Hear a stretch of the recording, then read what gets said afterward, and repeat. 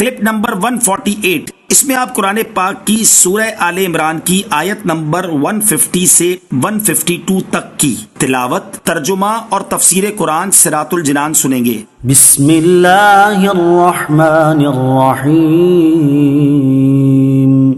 ترجمہ، اللہ کے نام سے شروع جو نہایت مہربان رحمت والا ہے۔ بل اللہ مولاکم وہو خیر الناصرین۔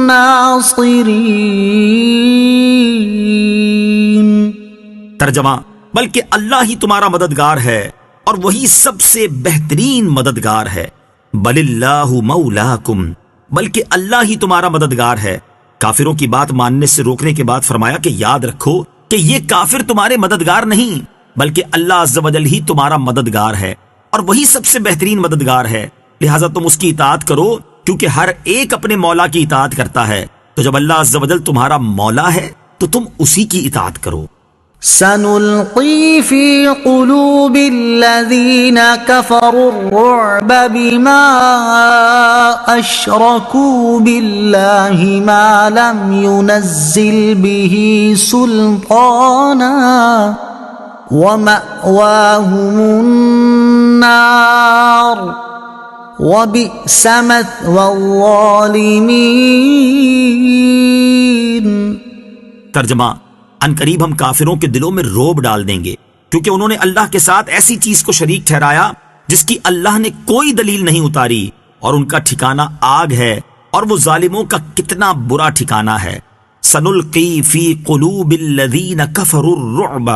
ان قریب ہم کافروں کے دلوں میں روب ڈال دیں گے۔ اس آیت میں غیب کی خبر ہے۔ جب ابو سفیان وغیرہ جنگ احد کے بعد واپس ہوئے تو راستے میں خیال کیا کہ کیوں لوٹ آئے، سب مسلمانوں کو ختم کیوں نہ کر دیا، حالانکہ یہ اچھا موقع تھا۔ جب واپس ہونے پر آمادہ ہوئے تو قدرتی طور پر ان تمام کے دلوں میں مسلمانوں کا ایسا روب طاری ہوا کہ وہ مکہ چلے گئے اور یہ خبر پوری ہوئی۔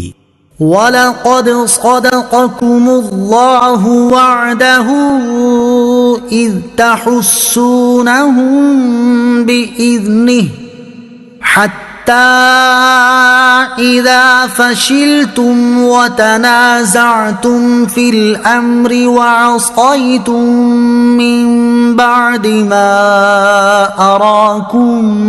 مَا تُحِبُّونَ مِنْكُمْ مَنْ يُرِيدُ الدُّنْيَا وَمِنْكُمْ مَنْ يُرِيدُ الْآخِرَةَ ثُمَّ صَرَفَكُمْ عَنْهُمْ لِيَبْتَلِيَكُمْ وَلَقَدْ عَفَا عَنْكُمْ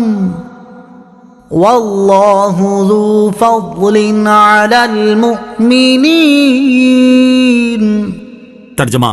اور بے شک اللہ نے تمہیں اپنا وعدہ سچا کر دکھایا جب تم اس کے حکم سے کافروں کو قتل کر رہے تھے، یہاں تک کہ جب تم نے بزدلی دکھائی اور حکم میں آپس میں اختلاف کیا اور تم نے اس کے بعد نافرمانی کی، جب اللہ تمہیں وہ کامیابی دکھا چکا تھا جو تمہیں پسند تھی۔ تم میں کوئی دنیا کا طلبگار ہے اور تم میں کوئی آخرت کا طلبگار ہے، پھر اس نے تمہارا منہ ان سے پھیر دیا تاکہ تمہیں آزمائے، اور بے شک اس نے تمہیں معاف فرما دیا ہے، اور اللہ مسلمانوں پر بڑا فضل فرمانے والا ہے۔ وَلَقَدْ صَدَقَكُمُ اللَّهُ وَعْدَهُ،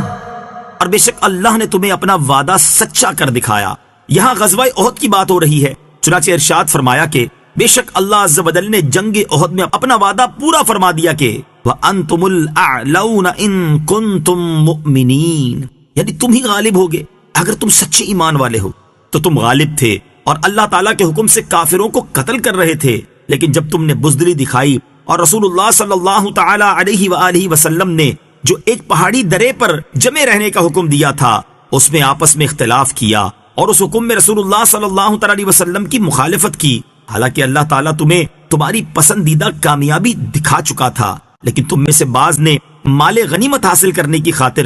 دنیا طلبی کے لیے درہ چھوڑ دیا، جس کا نتیجہ یہ نکلا تمہیں بہت زیادہ نقصان اٹھانا پڑا۔ واقعے کا خلاصہ یہ ہے کہ کفار کی شکست کے بعد حضرت عبداللہ بن جبیر رضی اللہ تعالیٰ عنہ کے ساتھ جو تیر انداز تھے وہ آپس میں کہنے لگے کہ مشرکین کو شکست ہو چکی ہے، لہٰذا اب یہاں ٹھہر کر کیا کریں گے، چلو کچھ مال غنیمت حاصل کرنے کی کوشش کریں۔ بعض حضرات نے یہ سن کر کہا کہ یہ جگہ مت چھوڑو، کیونکہ رسول کریم علیہ الصلوۃ والسلام نے تاکید کے ساتھ حکم فرمایا تھا کہ تم اپنی جگہ ٹھہرے رہنا اور کسی حال میں یہ جگہ نہ چھوڑنا جب تک میرا حکم نہ آ جائے، مگر لوگ غنیمت کے لیے چل پڑے۔ اور حضرت عبداللہ بن جبیر رضی اللہ تعالیٰ عنہ کے ساتھ 10 سے کم صحابہ کرام رضی اللہ تعالیٰ عنہم رہ گئے۔ دنیا طلب کرنے والوں سے مراد وہ لوگ ہیں جنہوں نے وہ درہ چھوڑ دیا اور مال غنیمت حاصل کرنے میں مشغول ہو گئے، اور آخرت کے طلبگاروں سے مراد وہ لوگ ہیں جو اپنے امیر حضرت عبداللہ بن جبیر رضی اللہ تعالیٰ عنہ کے ساتھ اپنی جگہ پر قائم رہے حتیٰ کہ شہید ہو گئے۔ آیت کے آخر میں فرمایا کہ غزوہ احد میں اس مقام پر جن لوگوں نے خطا کی